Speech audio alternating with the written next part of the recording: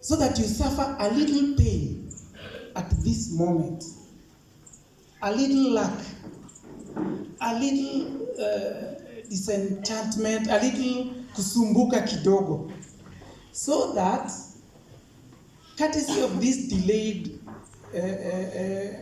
pleasure, in future you can avoid the pain you're going through now, so that in future you can have all these what you put aside plus all the sacrifices put together for better pleasure and better successes and better gains. Sijui kama nimeelezea vizuri. Kuna vitu za hizi you wish you could have. Si pesa mnalipa hapo, you could have bought a vehicle for example. Wale hawana gari, si ungenunua? But unasema let me hii miaka 4 let me delay my enjoyment of the vehicle. Let me suffer kuchukua matatu, kutembea, kutumia boda, so that in future, if today I could have bought a Pro Box for example, in future when this son of mine has done very well, this pain that I'm going through, I will be able to buy a better car than a Pro Box, because of the combination of what I put aside and the endurance of the pain that I've gone through. Put together, I'm going to have a Prado. Unaona hiyo? Can you see that? I'm a lady, it's like a woman when she becomes expectant. Kina mama wanajua. Is it the best thing? Kukaa na mimba for 9 months. See, it has its pains. Si ni kweli? Sometimes unaambiwa hata usikule hii, usifanye hii, huwezi kulima, huwezi kufua, huwezi kutembea. You are sacrificing, you are delaying your gratification, your happiness. When the child is born, do you remember the pain? Do you remember the pain, kina mama? Immediately you see the outcome, celebration. You feel the pain, you'll push, you'll do all that you are required to do. Then you get the baby. The moment you get the baby, wow. A bundle of, we say a bundle of? A bundle of? But when it was inside, unatapika. Wengine wanasema, they even harass their husbands. Mtoto anaitisha ice cream. Na mwingine alikuwa anaambia bwana yake, ati leo mtoto anataka kwenda Lake Nakuru kuona flamingos. Na sasa analia kabisa na anasema mimi sio mimi nataka, ni mtoto anataka, take me there. Yeah? So let us be guided by that principle of delayed gratification. Let us sacrifice this. Let us go for these meetings. Let us put aside these monies that we need in order to push this out, to push this baby. At the end of the 4 years, once we get that A, we will never remember this B. And that A will bring us greater joy than if we did not delay our gratification.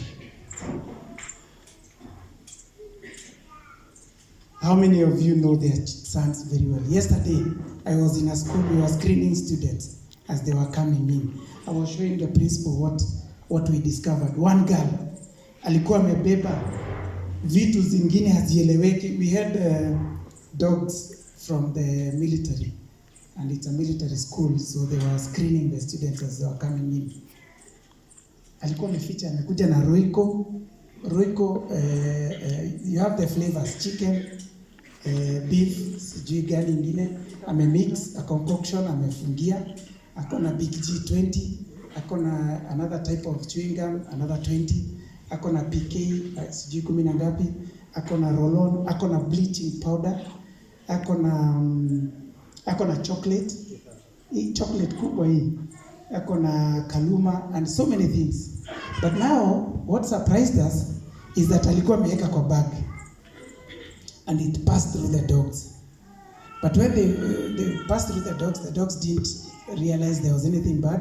Then ikaenda kwa checking, physical checking. That is when they removed everything, and the teacher held the bag like that. Na hii bag ni nzito, na haina kitu. So they touched the bag, they could hear things, making noise inside the bag. So they say, hapana mweke kando. Then they went back to the dogs, they couldn't detect anything. So once we touched the girl, wazazi akasema, hii bag nilinunua hivyo. Inakuanga tu hivyo mzito. So the military personnel were called and then they said, wacha tuifungue. Then they touched and they could feel certain strange objects. So they split it and wow, the things we saw. I have them on a photo here. That's not even the biggest problem. The biggest problem is when we called the mother. Listen to what the mother says. Huyu mtoto wangu hapana. Huyu mtoto wangu ni mzuri. She is a Christian. Huyu hata kwa kanisa hata ndiye anaongoza worship. Hapana, huyu hata huwa tunaomba kila jioni tunaenda tunalala. So nani mbaya? Ni shule. Tunamwekelea. Luckily I was there. I'm not a teacher there.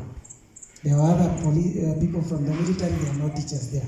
So unasema ni shule na ni sisi tumempata. So we called the girl. So the girl was asked, hizi ni zako? Yes, ni zangu. Mama yake was now in a panic mode. Simama ulituambia unajua. Kauliza, okay, where did you get these things from? Ilitoa kwa duka. The mother runs a shop. So the mother said, na mimi huwa namwambia mtoto wangu asiwahi fanya makosa, akuwe tu anaomba Mungu. Si nakwambia wewe ombage Mungu.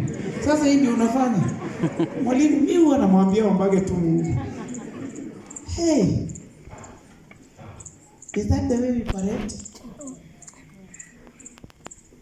It is very unfortunate that there is no school in this country or in this world where parents should be taken before they become parents. We learn on job, yeah? Tunazaa kwanza, tunajifunza kulea. Kama tushazaa, si ndivyo? That is the unfortunate bit. You must be very firm. You must know your child. We have today children engaged in cyber sex right in your sitting rooms using these gadgets. They are having sex as you watch. It's called cyber sex. They'll put the screen on, and somebody on the other end is doing something, and this one is doing. They are doing it together. I know some of you are not techno-savvy. It's called cyber sex. Be very careful, and it is here with us. LGBTQ is here with us. It is being practiced in our houses.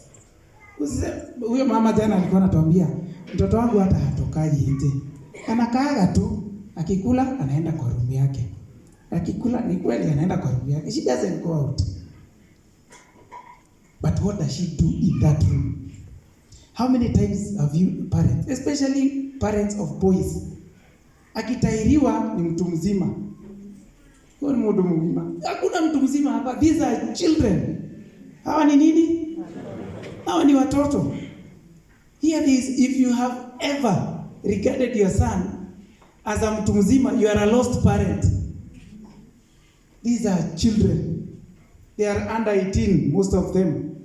They are under your roof. You buy their clothes, you buy their food, you will pay their fees. Ni mtu mzima wa zangapi? Then you leave them to stay in a dingira outside there. Then you don't know who comes there. They peddle drugs, they take drugs, they engage in homosexuality and lesbianism right in your houses. Sleepovers. Si kuna hizo vitu? Wanakuja because ni girls kwa girls. Hata wakilala, what are they doing? Wanalala pamoja. That is where lesbianism is happening. Some it is by their relatives. Cousins wamekuja, wametembea sikukuu. Right when we go now into Christmas. Si watakuja kutembea. Sema boys walale na boys. They sleep together in the same bed. They have eaten well, their bodies are reacting. These boys are sodomizing each other and they are related and they are your sons. Because wewe umeamua ni watu wazima. The girls are involved in lesbianism right in your house. You leave early in the morning, you go. They come and put on pornographic movies. They have the sites because you have internet. They open pornographic sites. They are watching and practicing. And even trying to compete with what is on the screen. We must be very careful. And it's not happening out there.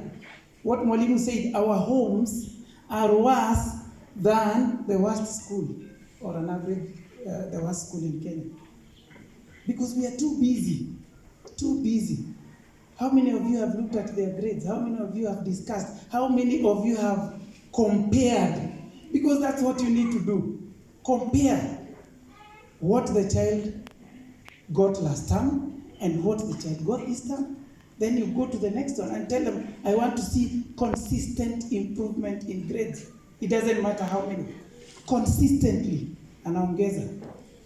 We asked that girl, do your parents...